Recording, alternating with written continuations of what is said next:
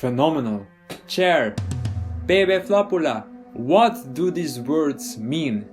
And who gets to decide? In this video, we will talk a bit about semantics, the linguistic and philosophical study of meaning in language. It also serves as an introduction to the fresher and more interesting problems in modern philosophy of language. Without further ado, roll the intro! It's a short one. It's common for people to sometimes just assume that meanings are these fixed things that never change, and hence words are always to be understood in just a certain fixed sense that is dictated by definitions or the origin of a word. We'll see how that holds up. So let's try to understand what the following statement conveys. For example, that's phenomenal. What does the phrase mean? Where exactly could we find the answer to this question? What do we point to when talking about its meaning? Well, for one, we could point at the etymology of the word phenomenal, the origin and historical development of its meaning. Ultimately, the word comes from the old Greek word phenomenon, which can be translated as to appear or happen. So, could we just say that the phrase "that's phenomenal" states nothing more than the mere fact that something happened? Is the phrase completely meaningless in the sense that it has no purpose or reason? Of course not. The meaning of a word is not fixed by how it was used in the past. It is well known that language changes over time. It adapts to suit the needs of its users. Some meanings disappear when no longer useful, and others spread if they fit into new environments. We have a term for this: semantic change, which is a form of language change regarding the evolution of word usage.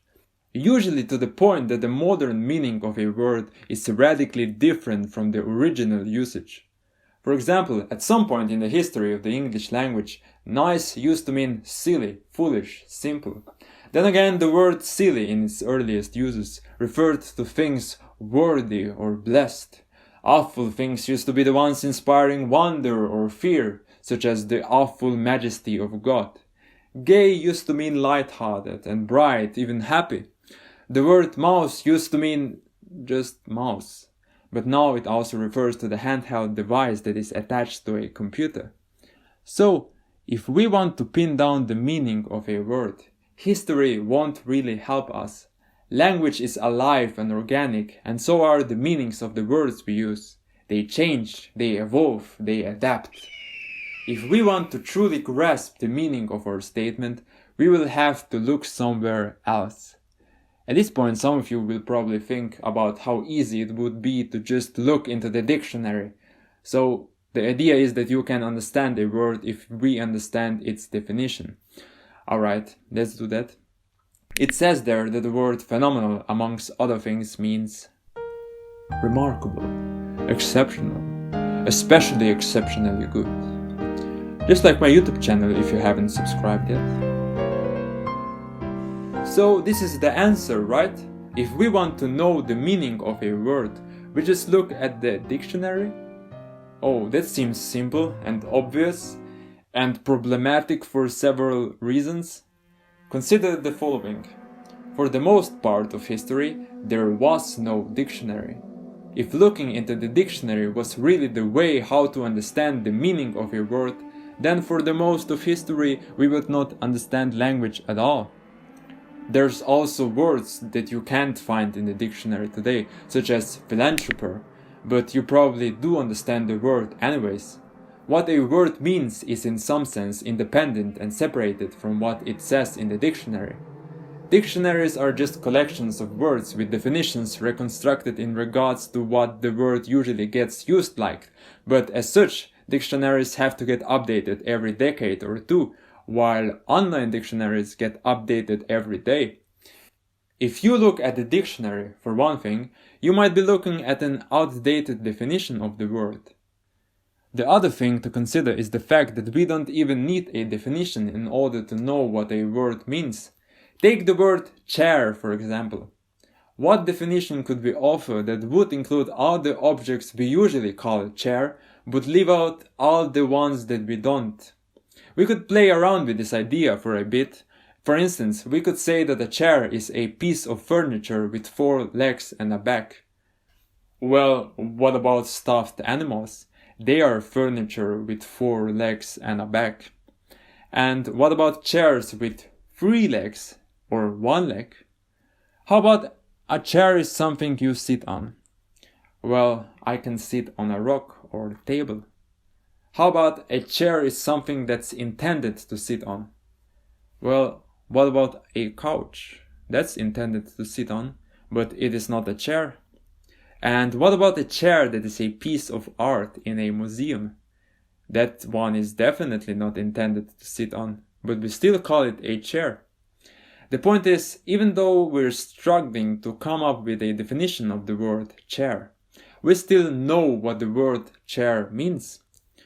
So it would seem that meanings are separate and independent of how we define the words we are using. And that's where we enter the truly interesting parts of semantics and philosophy of language. That is, when we realize that meanings are not just technical and straightforward, but interpreting words includes understanding context and conventions, how the word is used, what it is intended to convey, and so on. This opens up a ton of questions, most famously posed by the late philosophy of Ludwig Wittgenstein. For example, one compelling theory about language is that language maps words to ideas, concepts, or representations in each person's mind. So, the meanings of words are in this view mental images. But as such, meanings get flexible and distorted. How do you know that the meaning of my phenomenon is the same as your phenomenon? That's really when we can start to think about philosophical ideas and problems such as the private language argument, language games, the rule-following paradox, family resemblances, the role of context in language, metaphors, and so on. I will cover these topics in the future, but for now, as the crucial starting point, what we need to understand is interpreting words and statements includes much more than simply regarding its definitions. In this view, semantics, the study of meanings, is complex but insanely interesting. Let me know in the comments which of the topics you want to learn about. In any case, if you liked this video, make sure to like and subscribe and tell me what are your thoughts on semantics. I would love to have a discussion about it. Anyways, there's one more question. What does baby flapula mean? Yo, it's your boy, but he gotta whisper because the house is asleep. Sup, girl? You make me feel baby flapula in my stomach. You make me feel baby